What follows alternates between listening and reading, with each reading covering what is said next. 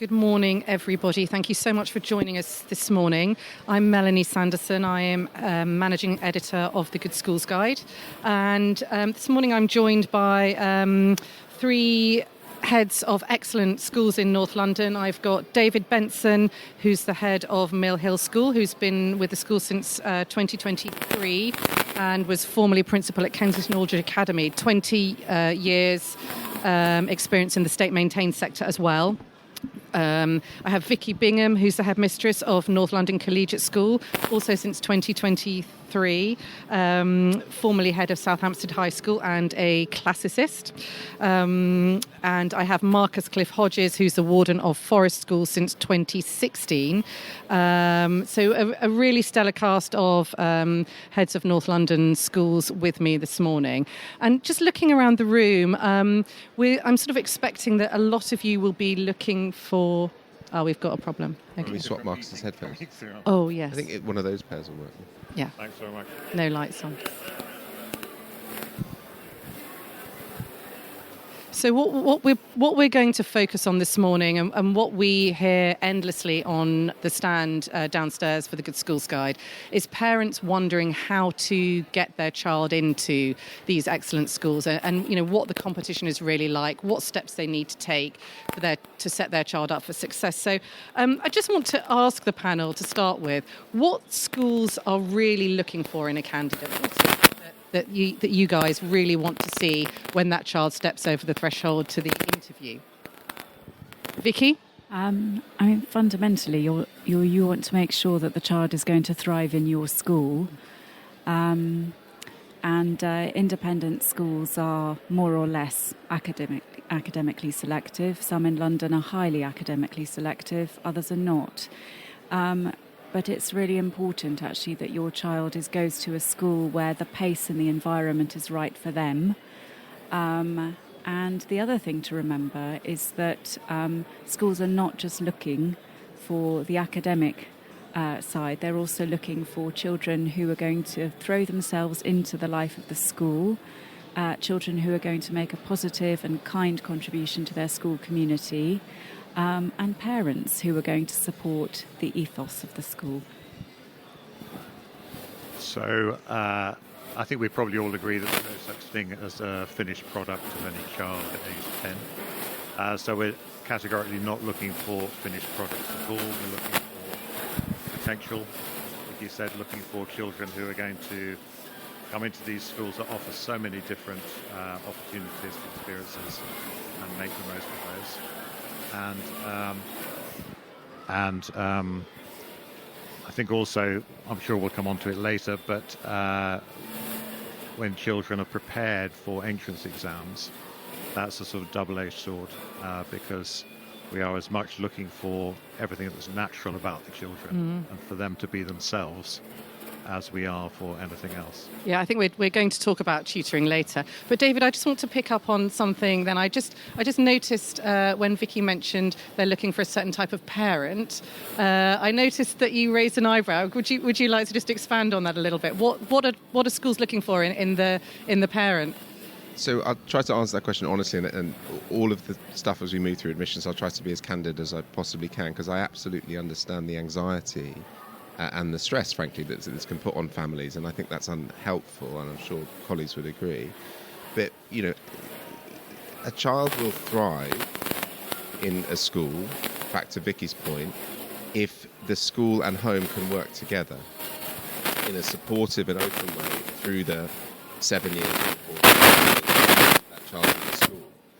And that means that the parent has to be supportive of the school's values and ethos and have a sympathy for all of the work that the school is trying to do.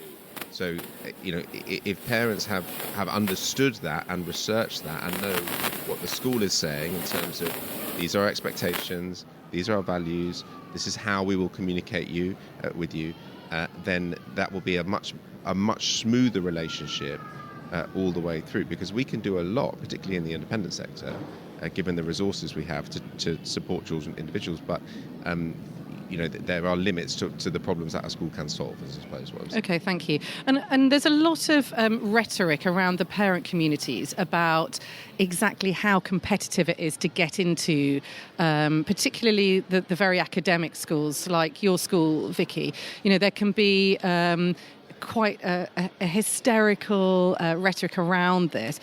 First of all, how competitive really is it? And what is your advice to parents when it comes to keeping the temperature low and not listening too much to the noise that surrounds them? And I'd like all of you to answer that question in turn, if that's okay.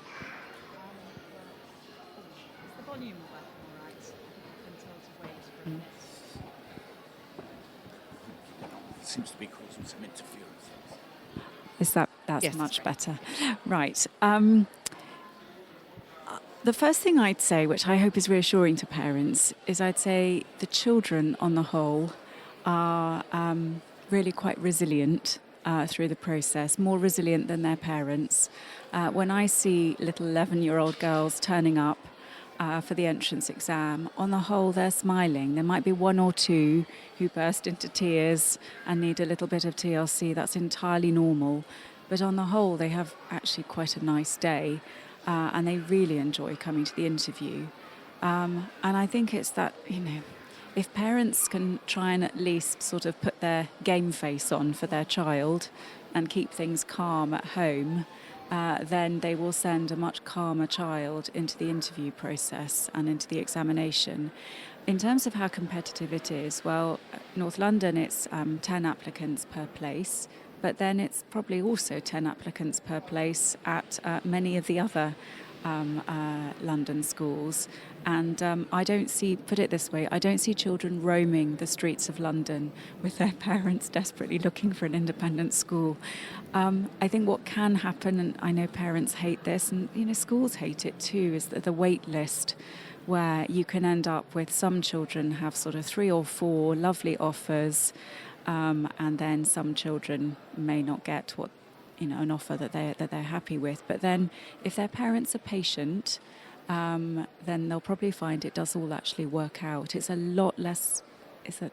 I think actually the hysteria is sort of something quite artificial, and it does all seem to work out in the end.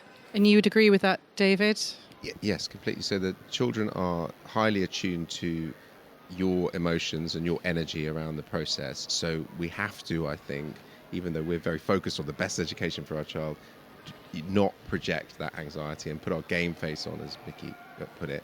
And the reality is that this is an imperfect process that you're about to go through. So all of the schools that you're considering will be oversubscribed by their nature to different degrees, and they'll select on academic ability and academic potential. But that test isn't perfect, and actually the differences between the outcomes are quite marginal.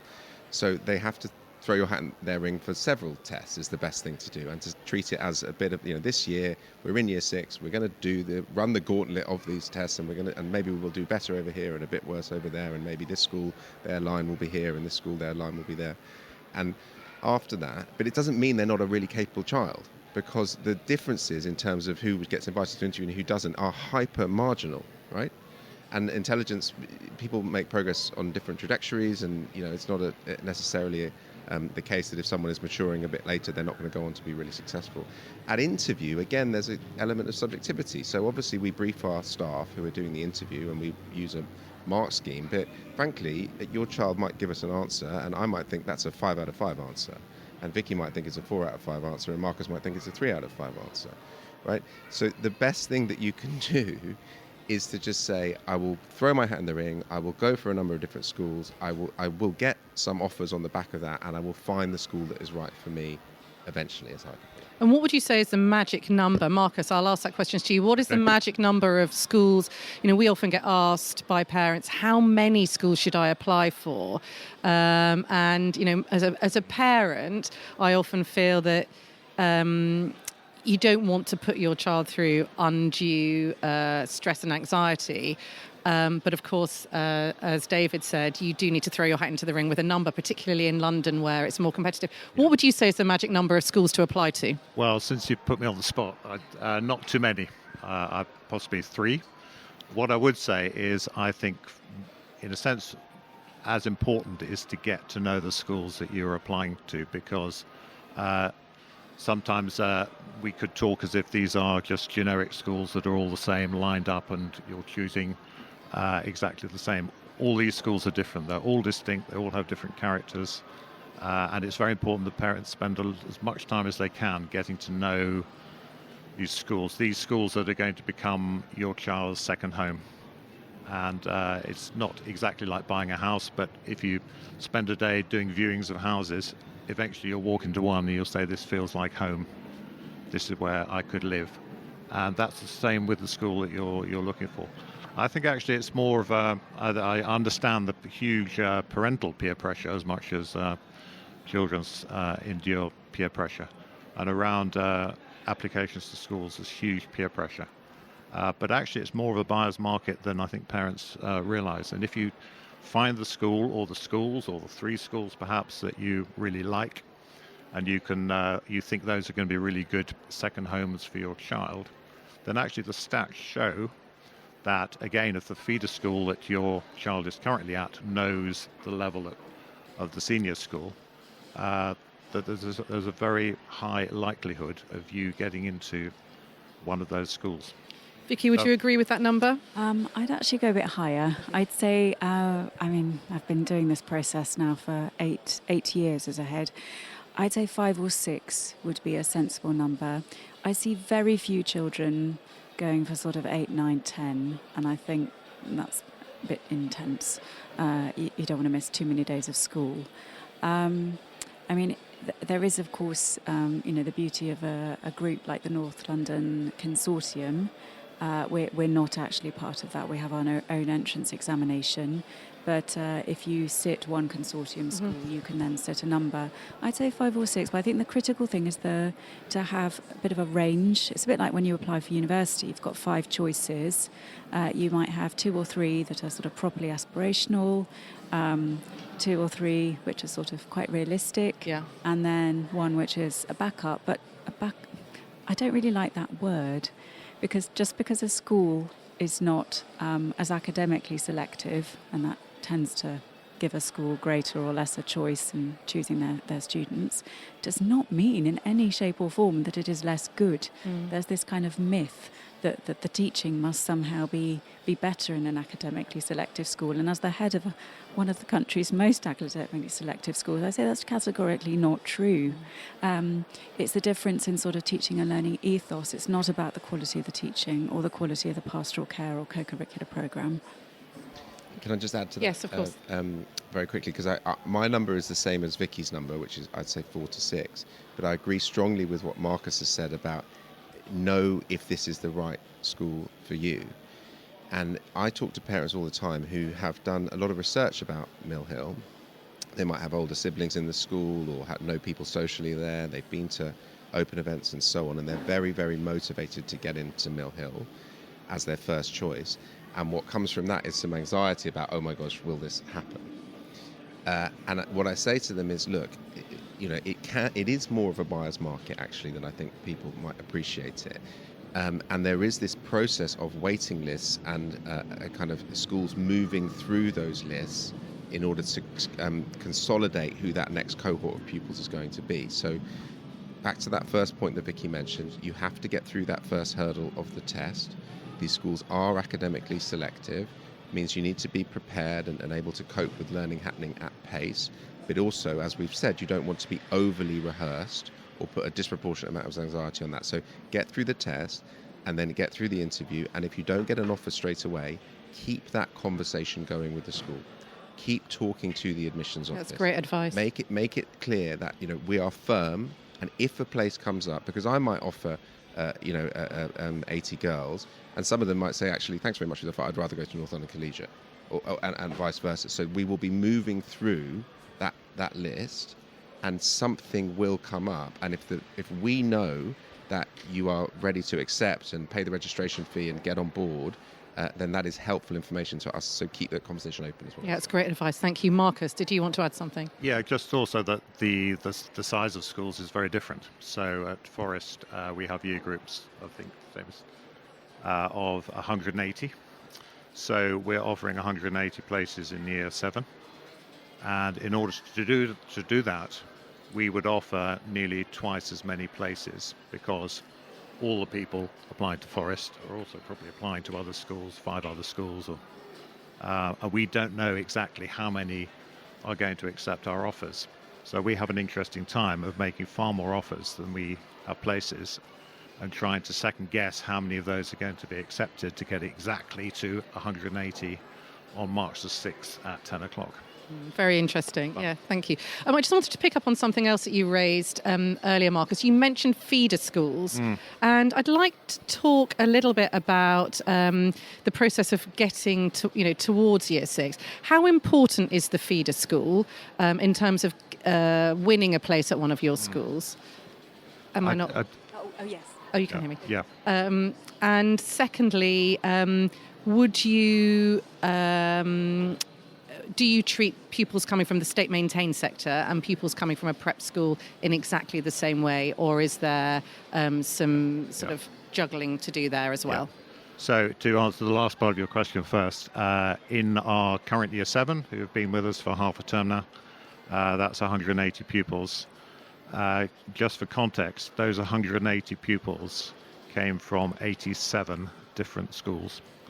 And of those 87 different schools, 50% were independent prep schools and 50% were maintained primary schools. So there is no one place they are coming from. And obviously we have a relationship with lots and lots of schools, all of those schools. But in terms of actually how those children are prepared for entry to Forest School is different. But as far as we're concerned, anyone who's there and anyone who applies and registers is doing so on an absolutely equal basis and would be very welcome. So you're treating pupils coming from the maintained sector in exactly the same way as pupils coming from a prep school? Absolutely. Vicky? It really doesn't matter to me which school a child is coming from. The point is that the child has got to be, they've got to think, their parents have got to think the school is right for them, and we've got to think that the school is right for them too. In terms of sort of assessing their application, I am aware that if a child has come through the prep sector, they're likely to have had more preparation, typically, than in the from a state primary. Of course, what I don't know is if they're coming from a state primary is whether they've perhaps had quite a bit of tutoring arranged by their parents or whether they've had none at all. So I am thinking about those things. And another thing that I'm very much aware of is that independent schools tend to give very detailed references about their pupils, and state schools don't always, because they don't have quite the same level of resources and the time to write lots of detail. So the interview process is really important there to find out as much about the child as possible and to level the process. So everybody's got the same chance, but I am also taking into account what their sort of prior experience might have been. So I'm as fair as possible. Great, thank you. And the other thing that I wanted to touch on as well, David, perhaps you can lead off on this, is tutoring. Parents are constantly asking us whether they should tutor. Sometimes, if they've already got a child in the independent sector, they're surprised and somewhat appalled that they might also be expected to tutor their child on top of that for entrance to secondary schools. What would you advise a parent, David, who is considering whether to put their child through a tutoring process or not? So I agree with what's been said about all children being treated equally at that point of assessment, and also kids coming from diverse backgrounds but being integrated into one school community. So all of our schools will be good at quite quickly making them feel like they're one part. But I think on tutoring specifically, I think if I was coming from a state school, I would do more tutoring than I would from an independent school, because independent schools are better and have more resources about gearing people up for the tests in our schools. And I think there's something about children sometimes having slightly what we describe as spiky profiles across the CAT4 or ATOM or whatever the test is.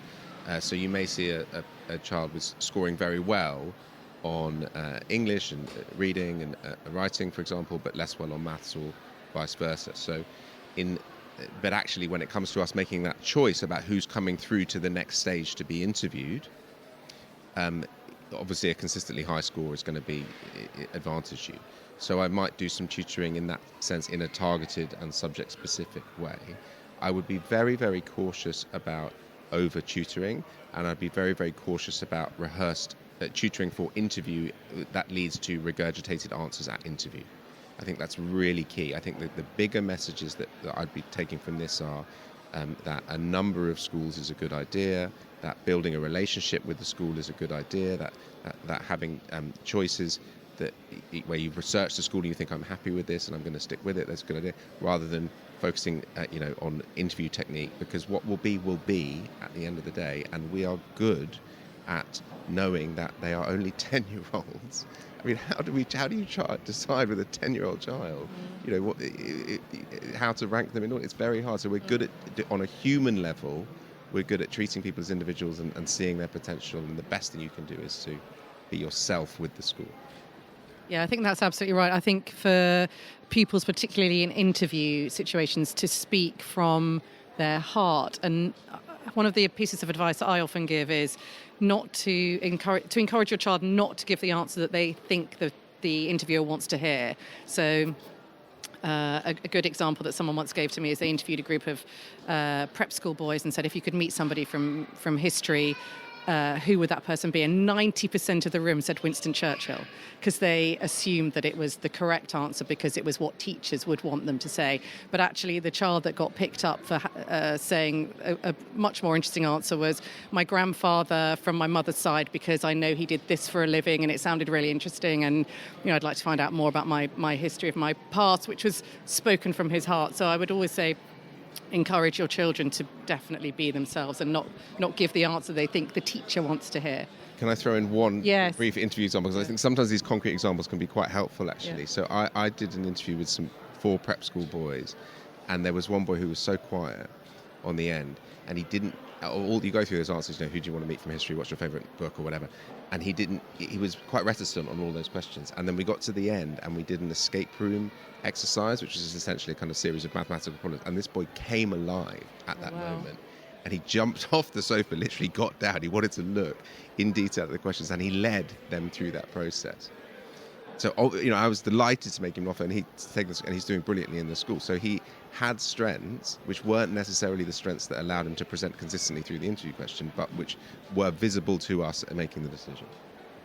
Well, that's all credit to your process, because I think a lot of schools wouldn't necessarily give that child the opportunity to do that. So I think that's a really good example of a process being done extremely well. Vicky, obviously, in North London, as you've already said, one of the most academic schools in the country. What's your view on parents tutoring their daughters to get in, and how much should they be doing? I agree entirely with David, actually. I think to send your child entirely blind into a competitive admissions process would be naive. But if you think of it, it's a bit like a graph that sort of goes up steeply and then levels off. So I think, to do some, certainly in the autumn term of year 6 and probably a bit summer term of year 5, maybe just once a week. And it doesn't have to be a paid tutor. You can... there are lots of platforms online or books you can buy quite cheaply in W.H. Smith, and you can practice like that and actually try and make it sort of fun for your child. If they're in an independent prep school, the school is likely to be doing all your child needs, in all honesty. But if they're coming from the state sector, definitely, I think, an element of tutoring. But if you overdo it, all it's going to do is just extremely marginal gains. And it's going to burn your child out. It's going to make them highly anxious, and then they're less likely to perform. So I think a little bit, so they don't fall off the cliff. But if you tutor intensively, one of two things will happen. Either they won't perform as well because they'll be too worried, or they may just squeeze in and then they'll fall off. Then they won't do as well in the school because they'll feel as if they're hanging on by their coattails, which is no fun for any child. Sure, thank you very much.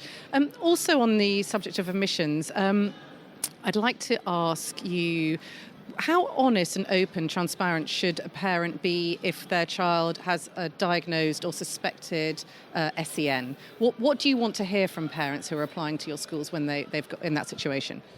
Marcus. Okay, so we actually actively invite families to come in and meet the Learning Support Department at the time of registration, or even before the time of registration.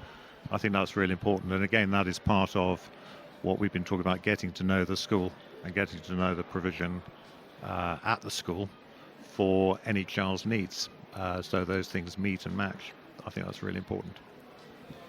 Yeah, I mean, so you will hear horror stories in the sector. I disclosed to this school that my child is on the autistic spectrum, and then the application was shut down and that kind of thing. But I absolutely agree with what's been said, and this is about professional integrity and professional values. So there are neurotypical people, there are neuroatypical people. Our knowledge of that in 2024 is far ahead of where it has been. Thankfully. We have to be good at understanding neurodivergent learners and the support that they need. And if your child has an educational psychology assessment or an EHCP or whatever, or a milder form of SEND, I would like to know about that, because some of those, with support, those pupils can go on to achieve excellent outcomes, and parents shouldn't feel they have to hide that. By the way, it will all come out in the end, and it will be easier to work with that family and that child if we knew about it up front, even if the end of that conversation is we think these needs are too acute to be able to support that child in a kind of large, diverse, mainstream, rules-based secondary school. So all of our schools, are big communities of people with complex timetables that require a high level of independence and organisation from pupils. They are not small specialist SEND schools, but we can have that conversation fairly, I suppose, is what I'm saying. Okay, so we're saying that we want parents to be transparent and open with the school. Okay, thank you very much. One of the things that I'd like to move on to, we're talking about the North London landscape of schools where we have some of the best private schools in the country, and we also are fortunate enough to have some of the very best state-maintained schools in the country. In the current economic climate, with VAT coming down the track for school fees, what would you say to a parent who is considering sending their child to a state-maintained school or a private school if they're in the privileged situation of being able to make that choice? David, with all your experience in the maintained sector, would you like to start on that? So I just, if parents don't know, so I spent 20 years teaching. I went to an independent school myself. But then I spent 20 years teaching in the state sector before moving across to run an independent school, and I ran an academy school in West London, comprehensive school, for 10 years. I would go private. I'll answer that question honestly, because I think that whilst there's some absolutely, I would say that, wouldn't I? Yeah. but objectively, that is my view on this. There is undoubtedly some inspiring work going on in London state schools. There is some very strong educational practice, pastorally, academically. There are lots of things to recommend a state education, in terms of that person's progression into university and the world of work and this kind of social diversity of that. However, the per pupil funding in our schools is 4 times the per pupil funding in the state school that I used to run, right? So my old funding was just a quarter of what it is now. There is nothing that you can do in terms of leadership or the quality of teaching that is going to close that delta. So it's regrettable that state schools aren't better funded and they would more funding. But my average class size in Mill Hill is 21. In my previous school, it was 30. My average class size at A level currently is 10. In my previous school, it was 16. We cap those class sizes. We have a deep co-curricular program that you're not going to get in the States. So you're just, I understand it's a big sacrifice, but it is worth it. Having said that, I hope people heard those messages I said at the beginning, that there are lots of things to recommend state schools too.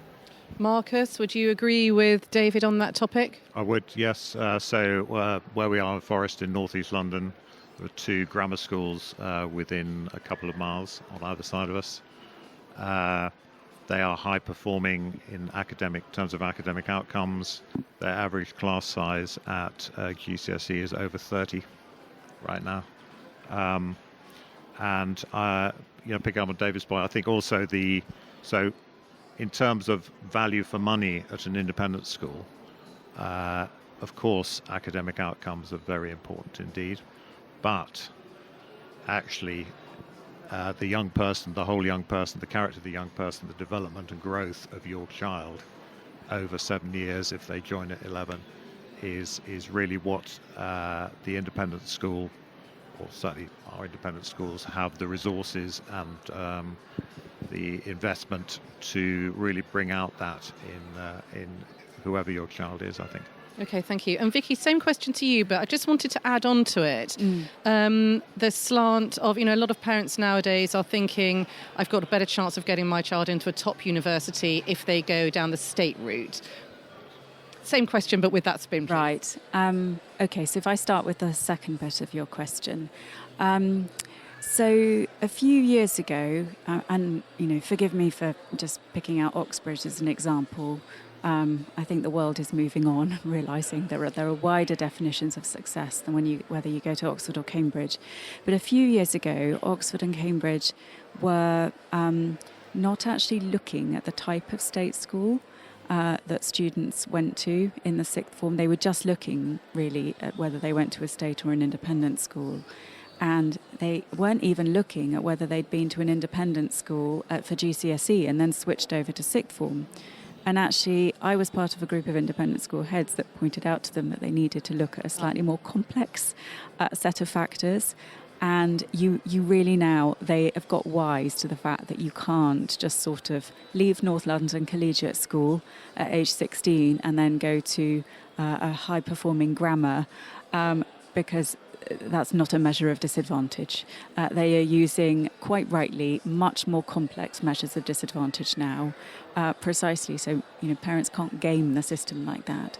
But if I look at the outcomes of my own students, they are doing incredibly well with their university destinations. So I don't know if you've heard of the QS University World Rankings, but it's the top 1% of universities in it's a sort of list of 25,000 universities in the world.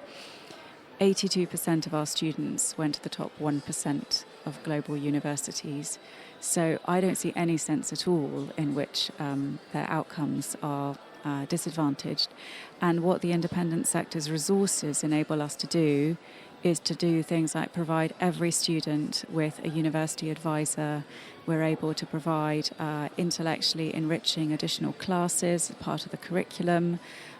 We have a program specially for students who are applying overseas to Europe or to North America. So the resources we're able to put behind their university applications, I think, are absolutely worth it. And I say sixth form is where you get the very, very best value for money out of the independent sector. Yeah, I think that feels like a wonderful place to wrap up. Could we throw questions open to the floor, please, if anyone would like to ask anything to our panel today?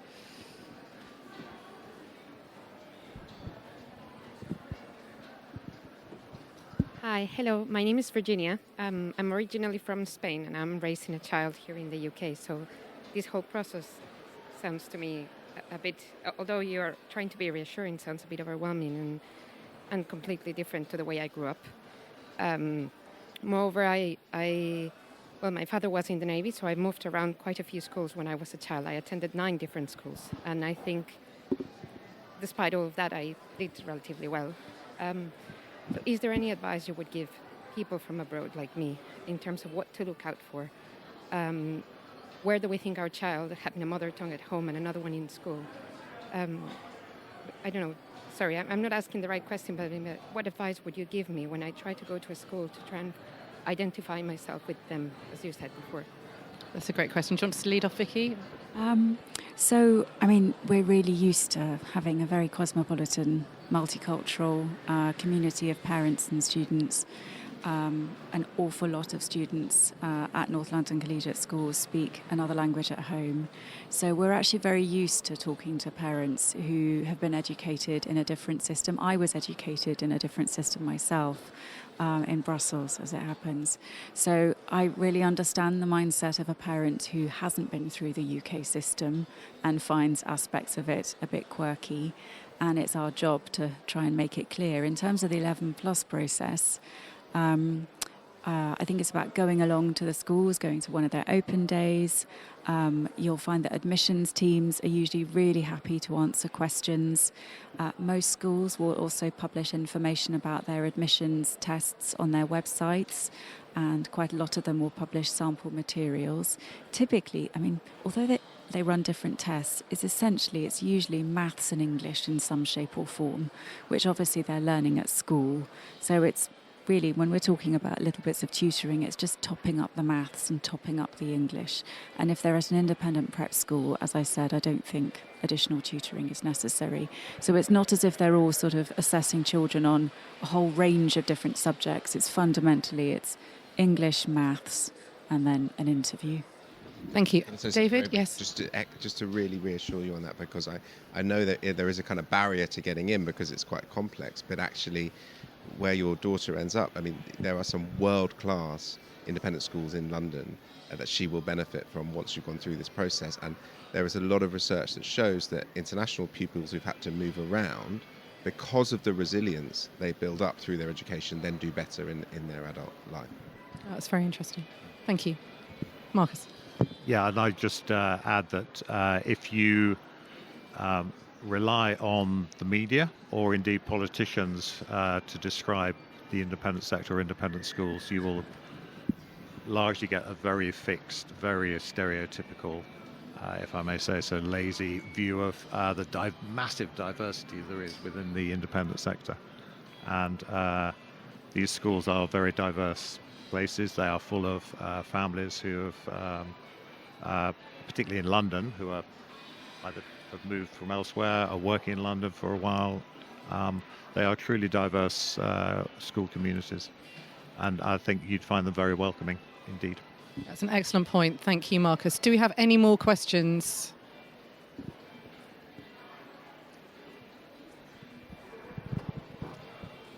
In that case, thank you so much for joining us this morning, and enjoy the rest of your day here. Thank you.